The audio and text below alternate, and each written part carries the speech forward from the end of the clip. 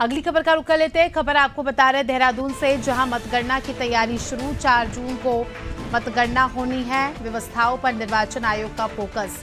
तो देहरादून से आपको खबर बता रहे हैं, जहां मतगणना की तैयारी शुरू। 4 जून को मतगणना होनी है, उसको लेकर व्यवस्थाओं पर फोकस किया जा रहा है। क्या कुछ व्यवस्थाएं हो रही है, क्या कुछ तैयारियां की जा रही है, तमाम बातों की जानकारी लेंगे। सोनू लगातार हमारे साथ जुड़े हुए हैं। सोनू, उत्तराखंड की 5 सीटों पर मतगणना होगी। 4 तारीख को जो है देश भर में मतगणना होगी, और उत्तराखंड की अगर बात करें तो यहाँ पर किस तरह की व्यवस्थाएं देखी जा रही है, क्या कुछ तैयारियां कर ली गई है, क्या कुछ तैयारियां शेष है?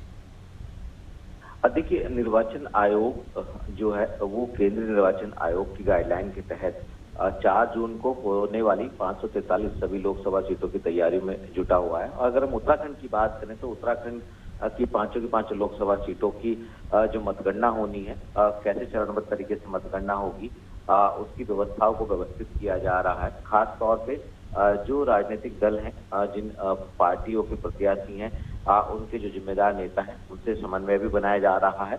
और इसके साथ साथ जो मतगणना स्थल पर पहुंचने वाले लोग होंगे, उनके प्रवेश द्वार की, निकासी द्वार की किस तरीके की व्यवस्था रहेगी, सुरक्षा के जो इंतजाम हैं वो कैसे रहने वाले हैं, कितनी टेबल लगाई जानी चाहिए।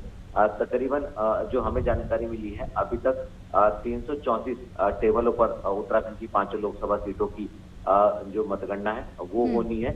अलग अलग टेबल पर अलग अलग जो काउंटिंग टेबल है वहां पर अधिकारियों को तैनात किया गया है। आरओ और एआरओ के साथ साथ अन्य उनकी टीम के कर्मचारी मौजूद रहेंगे।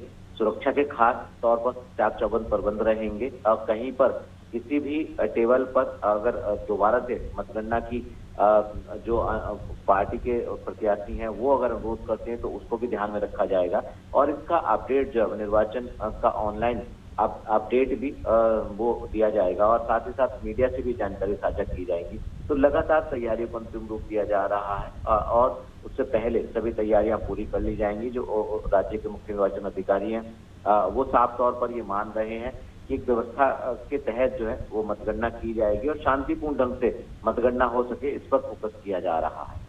बिल्कुल। अगर हम देखिए सोनू, जिस तरह से हम देख रहे हैं मौसम का मिजाज भी काफ़ी ज़्यादा बदलता जा रहा है। उत्तराखंड में कभी गर्मी हो रही है तो कहीं कहीं पर बारिश भी हो रही है। तो उस लिहाज से अगर हम बात करें, क्योंकि मतगणना की प्रोसेस सुबह से लेकर शाम तक लगातार चलने वाली है, ऐसे में मौसम बाधा ना बने उसको लेकर क्या कुछ व्यवस्था की गई है?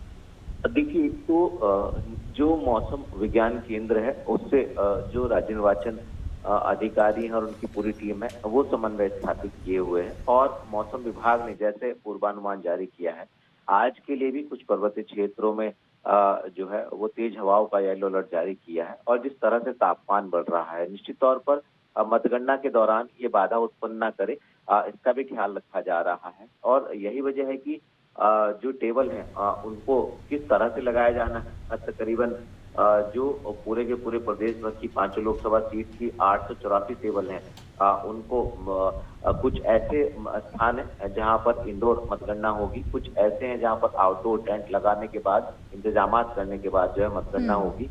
और बाकायदा इसके लिए मीडिया को अपडेट देने के लिए जो मतगणना स्थल है वहां पर जो मीडिया सेंटर है वो भी बनाए जा रहे हैं। इसके साथ साथ एक राज्य स्तर का कंट्रोल रूम सचिवालय में स्थापित किया जा रहा है, जहां से सभी अपडेट जो हैं वो मीडिया से और अन्य प्रत्याशियों के समर्थकों से साझा किए जा सकें। और इसके साथ साथ पास एक बहुत आवश्यक रूप से खास तौर पर मतगणना स्थल पर पहुंचने वाले लोगों के पास होना चाहिए। जिनके पास होगा उन्हीं को प्रवेश दिया जाएगा। तो कहीं ना कहीं ये कोशिश है कि मौसम को ध्यान में रखते हुए अन्य व्यवस्थाओं को व्यवस्थित किया जाए, ताकि लोगों को परेशानियों का सामना ना हो करना पड़े। और इसके साथ साथ जो मतगणना है वो पूरी तरह से शांतिपूर्ण ढंग से, सुरक्षित तरीके से मतगणना संपन्न हो सके। बिल्कुल, बने रहिए हमारे साथ सोनू। जल्दी आपका रुख करेंगे। तो दर्शकों को बता दें कि खबर उत्तराखंड से, जहां मतगणना की तैयारियों को लेकर जानकारी दी हमने आपको। तैयारियों का अंतिम चरण चल रहा है, क्योंकि 4 तारीख को मतगणना होनी है और उसके पहले सुचारू रूप से सारी व्यवस्थाएं जो है कर ली जाएगी, जिससे कोई दिक्कत का सामना ना करना पड़े।